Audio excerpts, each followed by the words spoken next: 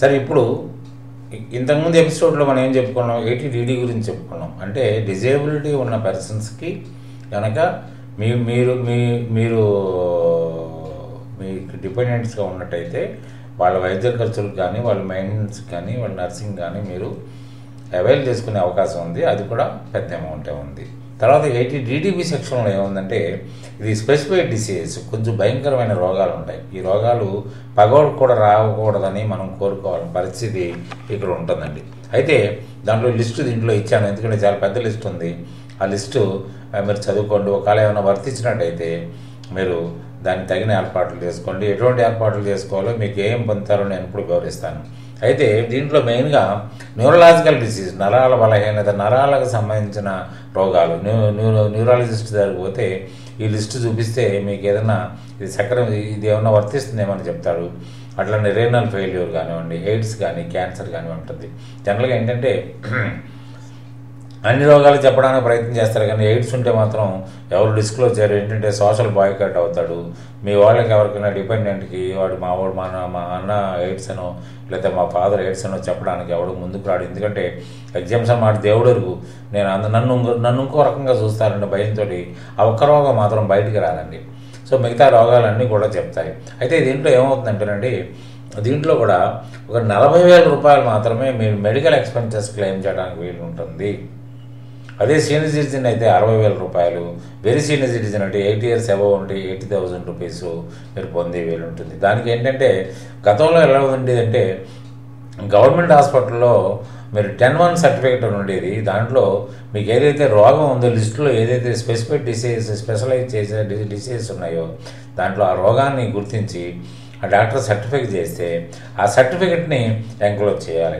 అంటే మీకు ఖర్చుతో కూడా దీనిలో సంబంధం లేదండి. సపోజ్ 40,000 రూపాయలు అలౌ చేసే సందర్భంలో మీరు 60,000 రూపాయలు ఖర్చు పెట్టారనుకోండి, మీరు బిల్స్ ఉన్నాయి, అన్నీ ఉన్నాయి, కానీ 40,000 రూపాయలు మాత్రమే పరిమితంగా ఒప్పుకుంటారండి. అదే మీరు 35,000 ఖర్చు పెట్టారనుకోండి, 35,000 అంటే దీంట్లో 40,000 are the actual expenditure whichever is less. అది గమనించండి బాగా. తర్వాత ఇంకోటి ఏముందంటే, ఏమండి 40,000 రూపాయలు వైద్య ఖర్చులు అంటే 40,000 రూపాయలు వైద్య ఖర్చులు ఉండకపోవచ్చు మీకు. దాంట్లో 20,000 రూపాయలు హాస్పిటల్ బిల్ అయ్యి ఉండొచ్చు.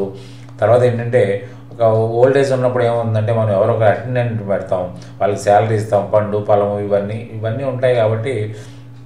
కాకపోతే ఏంటంటే అందుకని ఏంటంటే ఇవన్నీ కనుక ఒక లిస్ట్ అవుట్ చేసి మీరు ఒక సెల్ఫ్ డిక్లరేషన్ ఇచ్చినట్టయితే అది కంపల్సరీగా మీకు చెల్లుద్ది.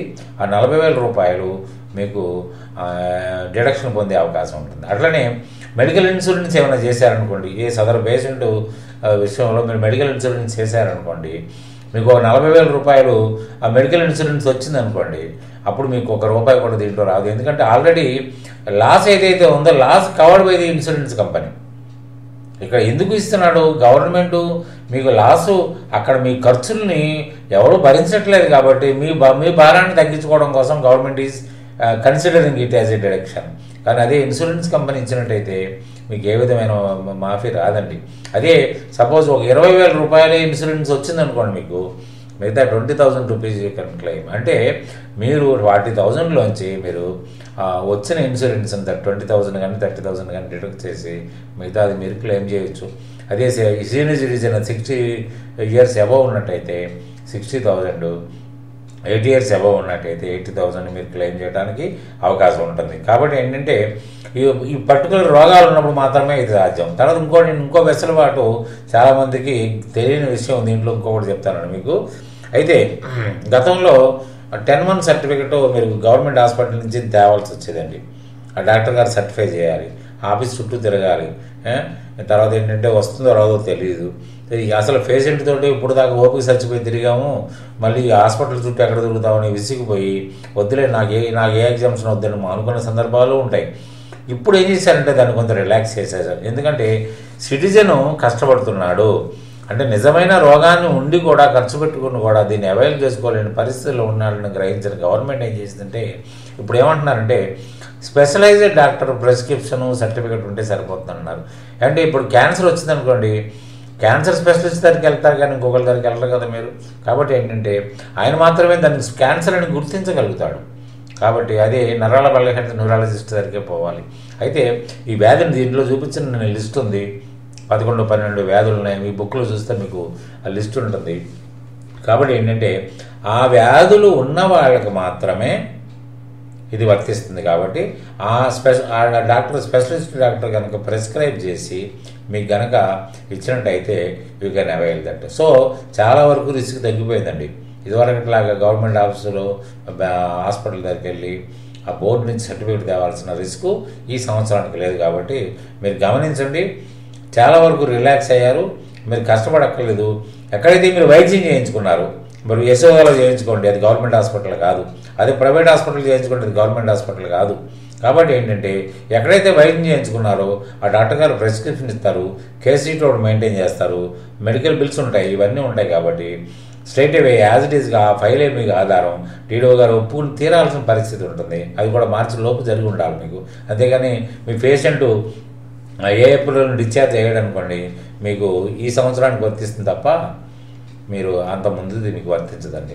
అందుకని ఏంటంటే కంపల్సరీగా సరే మీరు ఇందాక డీడీలో చెప్పిన సందర్భం లాగా ఏమవుతుంది, మీరు ఆల్రెడీ మీ ట్యాక్స్ అంతా డిడక్ట్ అయిపోయి ఉంటుంది. మీరు మార్చి 31 నాడు, మార్చి 30th నాడు, మార్చి 25th నాడు మీ పేషెంట్ డిశ్చార్జ్ అయ్యాడు, రోగ నిర్ధారణ జరిగింది, మీ చేతిలో ప్రిస్క్రిప్షన్ ఉంది. అప్పుడు డీడీఓ గారికి ఇచ్చిన డీడీఓ గారు ఏం చేయలేరు, బాబు already your tax what deducted, I can't help you అంటాడు. దాని గురించి కూడా మీరు గాబరా పడాల్సిన అవసరం లేదు. ఎందుకంటే తర్వాత ఏంటంటే నేను మాటికి చెప్తుంది ఏంటంటే ఫైనల్ ట్యాక్స్ ప్లానింగ్ ఒకటి ఉంది. అది at the time of filing. మీరు ఫైల్ చేసి రిటర్న్ ఫైల్ చేసేటప్పుడు ఏం చేస్తారంటే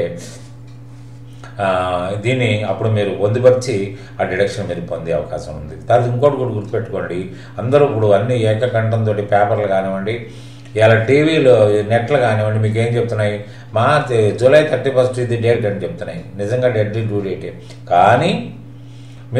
కానీ నా అనుభవం ప్రకారం ఏమవుతుందంటే 5-6% కంటే ఎక్కువ ఫైల్ కావట్లేదు. ఆడావిడ చేసినోడే ఫైల్ చేస్తాడు.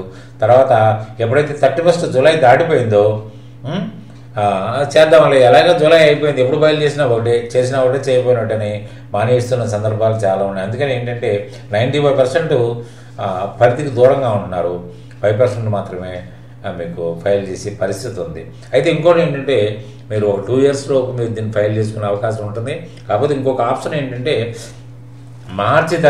జూలై 31 లోపు కనుక మీరు ఫైల్ చేసినట్టయితే ఫైల్ చేసిన తర్వాత అంటే ఫైనల్గా మీరు ప్లానింగ్ చేసుకుని ఫైల్ చేసిన తర్వాత కూడా ఎవరో చెప్తారు, అరే బాబు మీ నాయనకి క్యాన్సర్ వచ్చింది కదా, ఆ వైద్య ఖర్చులు పెట్టబోయే నాబోటోడో పేపరో లేకపోతే మీ ఫ్రెండో చెప్తారు, అరే నేను పొందలేకపోయాను అనవసరంగా 40,000 అంటే 4,000 రూపాయలు 10% వాడికి, 8,000 రూపాయలు 20% వాడికి, 12,000 రూపాయలు 30% వాడికి లూజ్ అవుతుంది కదా.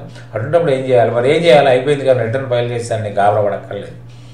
31 జూలై లోపు ఫైల్ చేసినట్టయితే ఈ సంగతి తెలిసినట్టు పరిస్థితులు అయితే ఇదే కాదు, నేను ఇంతకుముందు చెప్పిన ఆప్షన్స్లో ఏదైనా సరే మీరు తిరిగి అవైల్ చేసుకునే అవకాశం ఉంది. అది ఎలా అంటే మీ రిటర్న్ రివైజ్ చేసుకోవటం. ఎందుకంటే నేను ఈ ఆప్షన్ మర్చిపోయానండి, ఈ ఆప్షన్ నేను ఇప్పుడు అవైల్ చేసుకోవాలని మీరు రివైజ్ రిటర్న్ ద్వారా గవర్నమెంట్కి చెప్పుకోవటం అవుతుంది, ఇన్కమ్ ట్యాక్స్ అథారిటీకి చెప్పుకోవటం అవుతుంది. కాబట్టి you can revise the return. కానీ మీరు అన్నీ ప్లాన్ చేసేసుకున్న అన్నీ అయిపోయినాయి అనుకుని మీరు ఆగస్టు 1st వీక్లోనో ఎప్పుడో ఆగస్టు 31 ఎప్పుడో అంటే ఆఫ్టర్ జూలై 31 ఫైల్ చేశారనుకోండి, you cannot get a chance to revise it. అది మాత్రం బాగా గమనించండి. జూలై 31 ఫైల్ చేసి ఇంకా చేసుకోవడానికి ఛాన్సు మీకు ఉంటుంది రివిజన్కి.